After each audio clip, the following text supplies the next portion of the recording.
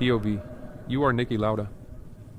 You are not supposed to be here. That is the first thing you need to understand about yourself. Your family has money, real money, old Austrian money, and they have a plan for you. University, business, the family paper company, a respectable life in Vienna with a respectable career and a respectable future.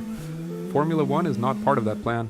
Your father tells you this directly. Your grandfather tells you this even more directly. Racing is not a career. Racing is a hobby for people who have nothing better to do. You have better things to do, you do not care. You are 19 years old and you have driven a car on a mountain road in Austria and felt something click inside you that has never clicked before.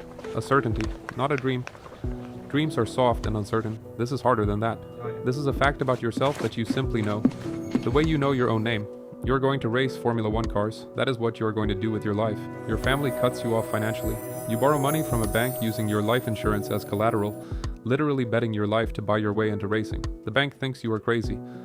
You climb through Formula 3, Formula 2, the lower rungs of European motorsport. You are fast, more than fast, and you are precise. Where other drivers rely on instinct, you study, you analyze. Engineers say they have never met a driver who understands machinery the way you do. By 1974, you were at Ferrari. The most famous team in Formula One, the most political, the most chaotic, the most beautiful disaster in motorsport.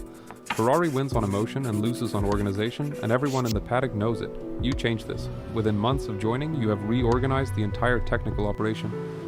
You tell Enzo Ferrari, the old man himself, the most powerful figure in Italian motorsport, that his car is wrong, and here is why, and here is how to fix it. Nobody talks to Enzo Ferrari like this. He listens to you. The 1975 season, you win the World Championship. Austria's first Formula One world champion. The precise, analytical, unbothered Austrian who borrowed against his own life to get here. You are 26 years old, the best driver in the world, and then James Hunt arrives. James Hunt is everything you are not. Tall, British, reckless, beautiful in the way that makes photographers follow him everywhere. He drinks at parties you would never attend. He sleeps with women whose names he does not always remember. He shows up to races looking like he has not slept, and then gets in the car and goes faster than almost anyone alive. You find him irritating, he finds you cold. The paddock finds both of you fascinating. 1976, you are the reigning world champion.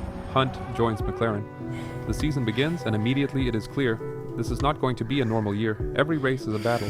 Every qualifying session is personal. The points swing back and forth between you and Hunt like a pendulum that cannot decide where to stop. The press love it. Britain loves Hunt. Europe loves you.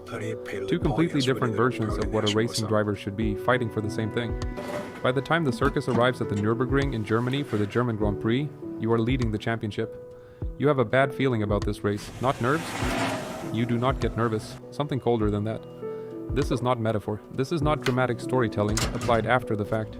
In the driver's briefing before the race, you stand up.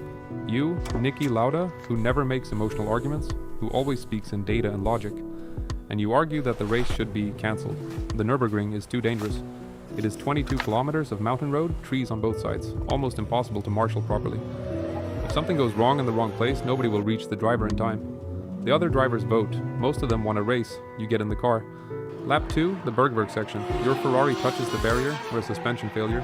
The exact cause is still debated, and the car goes into the barrier at full speed. The fuel tank ruptures. The car catches fire immediately. You're trapped inside a burning Formula One car on a mountain road in Germany. 4 other drivers stop. Brett Lunger, Arturo Merzario, Harold Ertl, Guy Edwards. They pull you from the car with their bare hands, burning themselves in the process. It takes 55 seconds from the moment of impact to the moment you are pulled free. 55 seconds inside a fire. You are conscious for most of it. You do not black out. You are aware for most of those 55 seconds of exactly what is happening. The heat. The toxic smoke filling your lungs. Your helmet melting against your face. You inhale the fire. The damage to your lungs is severe. The damage to your face is severe. You are airlifted to hospital, and a priest is called to administer last rites because the doctors do not believe you will survive the night. You survive the night, you survive the next night. On the 3rd day, you are asking the doctors about your recovery timeline, not whether you will recover, when. There is a difference. You have already decided you are going to recover, you just need the data. James Hunt wins the German Grand Prix. He visits you in hospital. He is visibly shaken in a way that his public image never shows.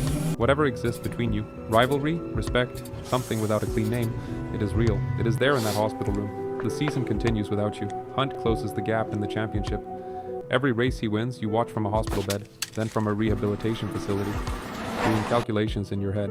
Points, races remaining, what you need. 42 days after the crash, you return. The Italian Grand Prix at Monza, your face is still healing. Putting on your helmet causes genuine physical pain.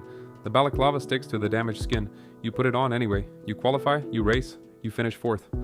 The paddock does not know what to say. There is no framework for what you have just done. Drivers who saw the footage cannot understand how you are sitting in a Formula 1 car 6 weeks later. You understand. You made a calculation, and the calculation said, get back in the car. The championship goes to the final race, Japan, Mount Fuji.